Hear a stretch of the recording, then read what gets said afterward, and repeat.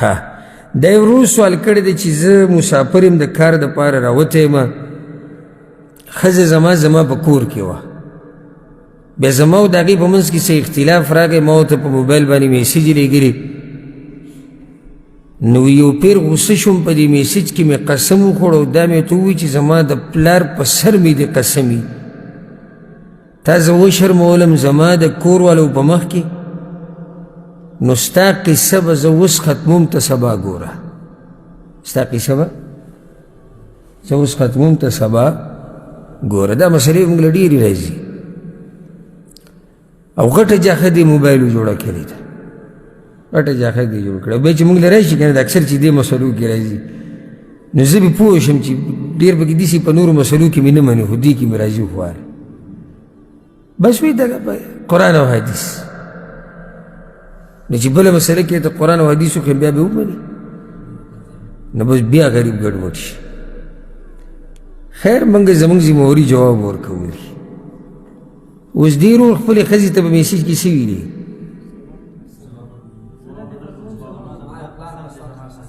تا زه شرمولی یم زما دې د پلار په سر قسمي ستا زه قیسه ختموم ته سبا ګوره صحیح شو دا یو میسیج ده کړی دی دو ورځې بعد مې ورته میسیج وکړو ما ورته وایي چې چابي وی لاړه پلار کره جګړه وشوه هغه لاړه پلار کره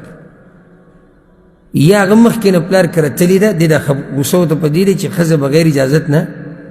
خپل پلار کره تلې دی ورته غوسه دی وي تا زه وشرمولی دو ورځې بعد یې ورته بیا میسیج کړی دی چې چابي د کمرې راولېږه د کمرې چابي راولېږي چې ستا سامان تاله واپس دروړي د کمرې چابي راولېږي چې ستا سامان تاله واپس دروړي ځکه چې ما قسم خوړلی چې ته به دویم پیر دې کمرې له نه راځي ځکه چې ما قسم خوړلی دی لکه داسې کې ده د قسم الفاظ نه یاده کړي خو ما قسم خوړلی دی چې ته به دې کمرې له نه راځي او ما قسم نه دی خوړلی ما قسم کړی یم نو خو دې ښځې ته مې داسې ووایي سوال اوس دا دی چې زما د طلاق اوسه اراده مې اراده نه وه خو غوسه شوی وم او 12 ورځې بعد مې ورته بیا ټلیفون وکړو ملګرو پوه کړم چې ته په غلطه وي بیا مې د هغې سره خبرې مې شروع کړې او دا مې ورته ووایي چې بس عذر راله قبول کړه غلطي زما وه د اولنې میسیج چې ما لېږلی دی دا طلاق دی او که نه او کم طلاق دی او د دویم میسیج کې دا قسم دی له اعتبار شتي او که نه نو څو مسلې دي دو مسلې دي الجواب اول دا خبره یاده کوي مسلمان له پکار ده چې د خپلې ژبې حفاظت وکړي وروسته بیا ګرځي راګرځي یو ځای ته ځي او بل ځای ته ځي دا چې داسې وشو دا چې دغه که ده چېرته د اولې ورځې نه خپل ځان په کنټرول کې ساتلی او خپله ژبه نو دا جاخې به نه جوړېږي الله په قرآن کې وقل لعبادي یقول التي هي احسن زما دې بندګانو ته ووایي چې خبرې په ښایسته طریقې سره کوي خصوصا د ښځې سره د ښځې او د خاوند په منځ کې خبرې په ښایسته طریقو سره پکار دي ولې ځکه چې دوی د یو بل سره ژوند تېروي اوږد د یو بل سره به ګزاره کوي ښایسته خبرې به کوي او بیا دې ورور چې دا کار کړی دی چې خپله غلطي منلې ده دا هم ښه کار کړی دی دا د عزتمن انسان کار دی چې دی خطا شي نو د خپلې غلطۍ څه کوي اعتراف کوي اگر که د ښځې په مخ کې ووایي ښځې ته هم ووایي زه په خطا وم زه په غلط وم دې سره د چا قدر کمیږي نه بلکې دې سره عزت ښه ډېرېږي اولنی کار یا اولنی خبره خو زه دې ورور ته دا کومه یا په اولنی پسې دویمه اولنی خو دغه نصیحت دویمه خبره دا ده چې د الله د نوم نه علاوه د چا په سر قسم خوړه یا د یو مخلوق په نوم دا شرک دی د ورور چې د ښځې ته دا ویلي چې زما د پلار په سر قسمي دا کار د ناروا کړی دی حدیث کې راځي پیغمبر صلی الله علیه وسلم وایي امام ابو داود امام ترمذي راوړی من حلف بغیر الله فقد کفر او اشرک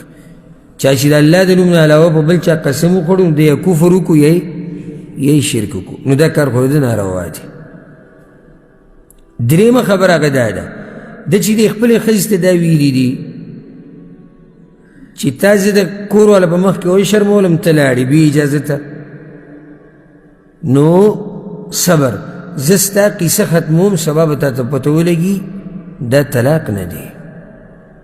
دا طلاق نه شمارلی کېږي بلکې دا وعده ده په طلاق سره واده د په طلاق سره یعنی يرول دي چې زه به طلاق در کومه خو لا ورکړي نه دي. او داسې ډېر خلک زموږ نه تپوس کوي راشي ما ښځې ته وایي زه به ګوره طلاق در کم دا به طلاق شي که نه یو واده کول دي چې زه به طلاق در کوم یری په دې باندې او یو طلاق ورکول دي. نو دې ورور چې را کومه خبره کړې ده چې ستا به زه قیسه ختمه کړم سبا به درته پته ولګي دا طلاق نه شمارلی کېږي. بله خبره څلورمه ده چې په دې دویم میسج کې څه ویلي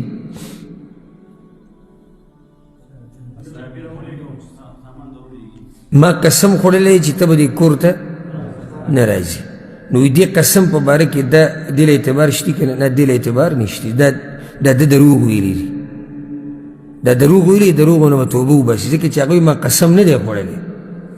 نو چې قسم دې نه دی خوړلی تا ښځې ته وایي چې ما قسم خوړلی یم دا دې ښځې ته څه ووایي دروغ دی او دروغ ګناه ده دروغ ګناه ده. نو په دې سره دی څه شو ګناهګار شو. په کار دا ده چې توبه وباسي او الله ته رجوع